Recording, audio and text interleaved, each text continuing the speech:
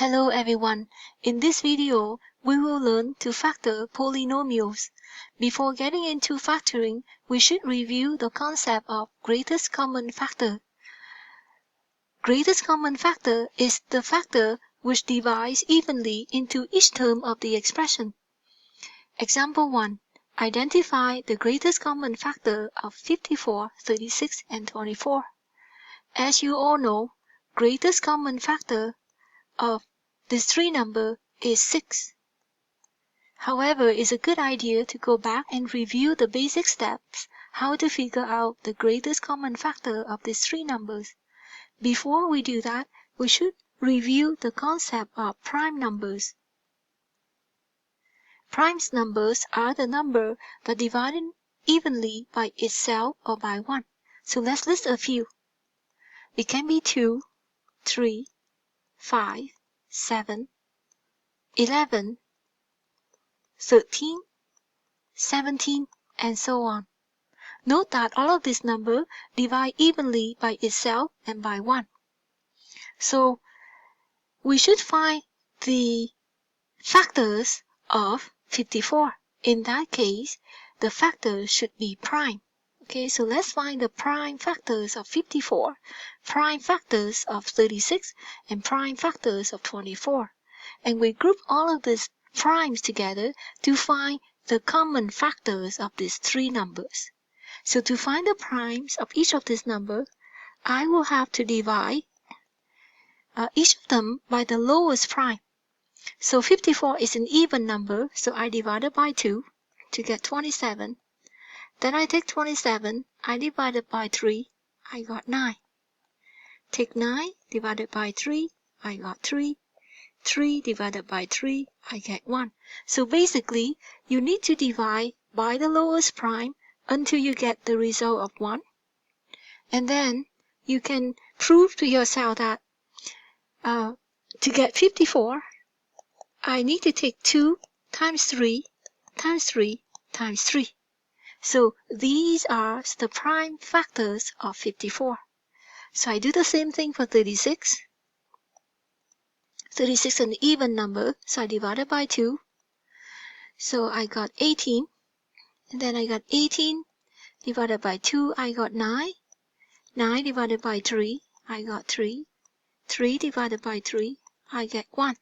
So I stop where the 1 is, and then I group this together. So that means 36 is equal to 2 times 2 times 3 times 3. So 24, continue with 24, I divided by 2, I got 12. 12 divided by 2, I got 6. 6 divided by 2, I got 3. 3 divided by 3, I got 1. So this is when I stop and group all of this together. Alright, so 24 equal to 2 times 2 times 2 times 3. So the next step, to find the common factors of these three numbers, I put them into a table. So I will put 2, 3, 3, 3 for 54. The next one is 36, 2, 2, 3, 3. So I put 2 here, but I don't want to write 2 underneath this 3. I want the common one. So I have another column to put that 3. So I could put 3 and 3. Okay? And 24, I have 2. Okay? And then I got 3. I got 2 and 2. So basically, what you want to do is you want to group them so that the same numbers appear in your column. So that this column I have 2 present in all of these three numbers, 54, 36, and 24. So 2 is a common factor of these three numbers, but it's the lowest one. But I want the greatest one. So I have to find another group that's common, which is 3. So in this case, the greatest common factor of this three number will be 2 times 3, which is equal to 6. Alright. So let's move on to the next example. The next example, I have the term. I have variables as well. So let's work with the variables. Okay, so if I have x to the exponent 3 and x squared, the greatest common factor is x squared. Okay, so you just pick the one with the lower exponent. So y to the exponent 5, y to the exponent 3. So the greatest common factor is y to the exponent 3.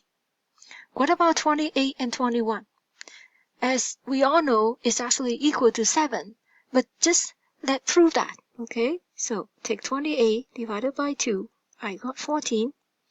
14 divided by 2 again, I got 7. And 7 divided by 7, I got 1. So stop there.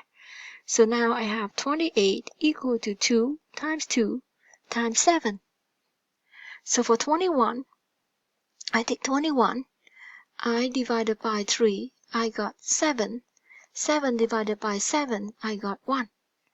So 21 is equal to 7 times 3. Okay, so put this in a chart, and I see that only 7 is common for both of this. Therefore, greatest common factor of 28 and 21 is 7. So then, it means 28 x to the exponent 3, y to the exponent 5, and 21 x squared, y to the exponent 3, the greatest common factor of this is 7 x squared, y to the exponent 3. Alright, so let's continue to our example number 3. Okay, example number 3 asked me to identify the greatest common factor and factor out the greatest common factors. So in this example, I would like to go over the basic step how to pull out your greatest common factor. Okay, and we have to review the basic step behind the concept of factoring. So for these 3 terms, okay, between number negative 36, positive 12, and negative 6, the greatest common factor is 2. Okay, and between x to the exponent 6, x to the exponent 5, x squared, the greatest common factor is x squared. Okay, therefore, the greatest common factor is 2 times x squared. So let's do this. Okay, so let's do this. Factor out the greatest common factor. So I will take out 2x squared outside the bracket, inside here. Basically, when I factor out the greatest common factor, it means that I have to divide this greatest common factor into each of my terms. Okay, so negative 34x to the 6, 12x to the exponent 5, 6x squared. So this is the basic principle of factoring, because you don't want your statement to change. So if you factor 2x squared out, it means you multiply 2x squared with the entire expression. And you don't want to change that expression, so you have to divide the greatest common factor into each of these terms. Okay, so when I divide, I will end up with, okay, this will give me negative 17 x to the 6 minus 2 will give me x to the exponent 4. Therefore, I will have x to the exponent 4. And I have plus 6 here. So x to the exponent 5 minus 2. I should have x to the exponent 3. So I write 6 times x to the exponent 3. This one I should have x to the 2 minus the 2. I have x to the 0, which is equal to 1. And in the end, I just write minus 3. Alright.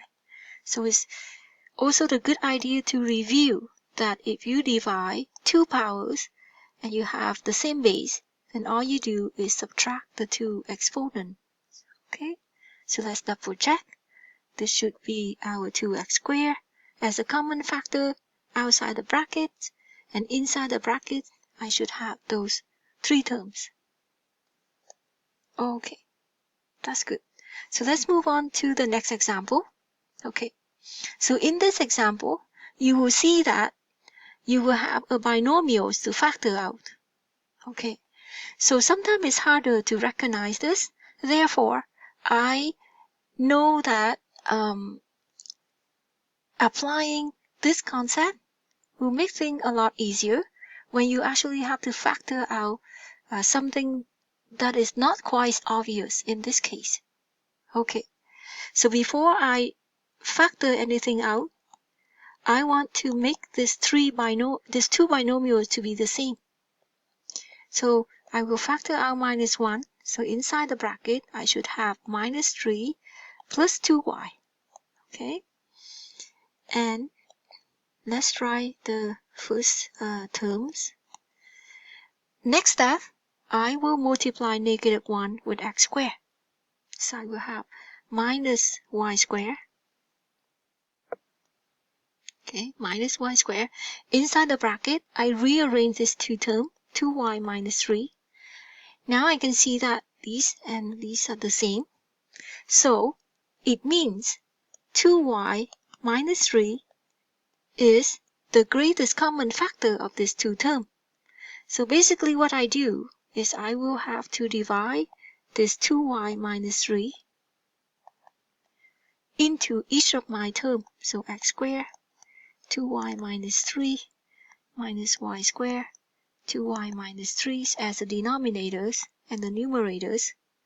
So what I have is now you can cancel that and that, cancel that and that, and you're left with 2y minus 3, and you have x squared minus y squared inside the brackets.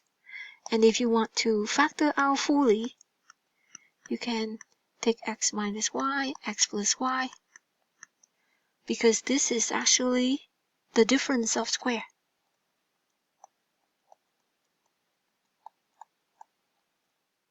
Okay, so that is the final answer. Okay, so let's move on to our example number 5. Okay, so before we can factor, we may have to consider the concept of grouping. Okay, so let's try that. Group this first 2, group the last 2. You see that I can have x, y as a common factor. So inside the bracket, I should have 7x minus 4y left. Okay, for the last 2 binomial, the common factor would be just z. So z times 4y subtract 7x. Okay, so now you see that it's similar to our previous example. So you are going to factor out the -1.